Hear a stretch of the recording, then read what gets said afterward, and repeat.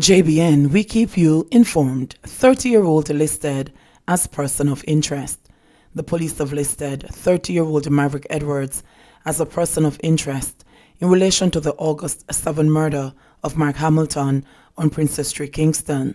According to the police, Edwards, who is also of Princess Street, Kingston, is known to frequent 5 East, Greater Portmore, St. Catherine. He has been asked to turn himself in to the Kingston Central Police Station immediately.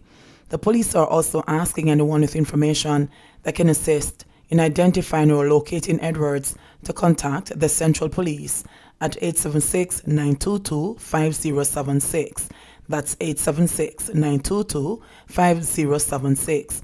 Police 119 emergency number or the nearest police station. Persons robbed in taxi on Mountain View Avenue. The Kingston East Police are probing an incident in which persons were robbed by gunmen on Mountain View Avenue on Tuesday afternoon. It was reported that a group including a 10-year-old, 2 teenagers, and a 31-year-old man boarded a black Toyota Wish taxi on Mountain View Avenue shortly after 2 p.m. During the journey, the driver locked the doors. Another man who was posing as a passenger pulled a gun and began robbing the passengers of money and other items, valued at more than $100,000. The men then let out the victims on Mountain View Avenue and drove off. Suspected drowning in Glengolf, St. Catherine. Detectives assigned to the St. Catherine North Police Division are probing the circumstances surrounding the death of a woman whose body was found in the Cudgel River in Glengolf on Friday. The deceased has been identified as 40-year-old Marlene Palmer of Church Road, Linstead in the parish. The police report that about 2 p.m., passers-by stumbled upon the body and alerted them. On their arrival, it was seen lying face down in the water. The scene was processed and the body removed to the morgue. St. Andrew pastor charged with rape and grievous sexual assault. A St. Andrew pastor is facing criminal charges following accusations that he reportedly engaged in sex acts with a member of his congregation under the guise that he was following God's instructions to help her conceive a child.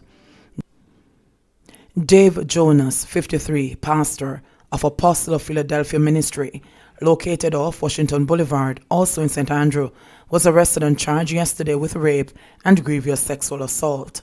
He was taken into custody on Thursday by detectives assigned to the Center for the Investigation of Sexual Offenses and Child Abuse. The sex acts allegedly occurred between 2008 and 2015. According to investigators, it started with the clergyman inviting the complainant to a meeting inside his church offices, where he allegedly poured olive oil on his fingers and used them to anoint her vagina. Soon after, it is alleged he had sex with the complainant without her consent. Investigators claim this continued after the pastor told the complainant that God told him to do it in order for her to conceive. Taxi operator robbed and shot in Farm Heights, St. James.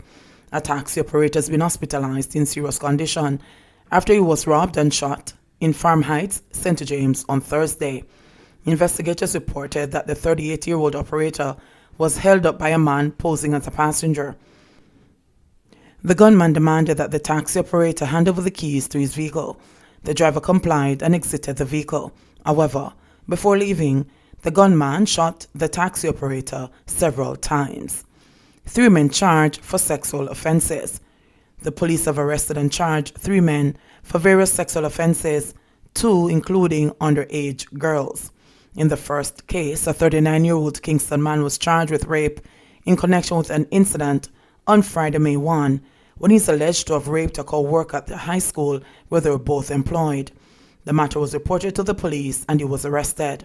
In the second case, detectives in Hanover slapped 4 counts of rape charges on a store manager who is accused of inviting an underage girl to his store to collect items of clothing on 4 separate occasions, and on each occasion having sexual intercourse with her against her will. The matter was reported to the Lucy police and an investigation was launched, after which he was arrested and charged. Finally, in Clarendon, detectives arrested and charged a 22-year-old man for rape and buggery of his niece. Lawmen said that on Wednesday, August 5, the minor was at home when she was awakened by her uncle, who took her to his bedroom and violated her. The matter was reported to the police and an investigation was launched, which led to his arrest and the subsequent charge. The court dates for the accused men are being finalized. JLP switches one Simpson for another to face Lisa. The Jamaica Labour Party JLP has tapped Maxine Simpson, its councillor caretaker, for the Bensonton division in St. Anne South Eastern to beat Standard Bearer in the constituency in the September 3 general election. Simpson is known as a strong JLP organizer in the constituency and was initially believed to be the one to get the party's nod after Ivan Anderson walked away following his loss by 3,265 votes to the People's National Party's PMP Lisa Hanna in the 2016 general election. But the JLP later selected Dr. Ryan Simpson as the man to be given the job to try to topple Hanna, who has held the traditional PMP constituency since 2007. Dr. Simpson was very visible in the constituency up to recently and was on the ground with a message of vision, hope and change. However, in a surprising development on Wednesday, the JLP officially kicked off its campaign to retain power with the publication of 62 of its 63 candidates, with the candidate for St. Anne South Eastern missing. While some JLP sources claim that he was left off the list in error, the party's General Secretary Dr. Horace Chang hinted that all was not well with its selected candidate. Chang did not provide details, but sources say several issues had been raised about the suitability of Dr. Simpson to represent the party. There have also been allegations that he could still be facing a COVID-19 quarantine on nomination day, August 18, having recently returned from overseas. Yesterday, senior JLP sources confirmed that Dr. Simpson had been replaced by his cousin, Maxine. She is a strong organizer and has worked hard to build the party's machinery in the constituency.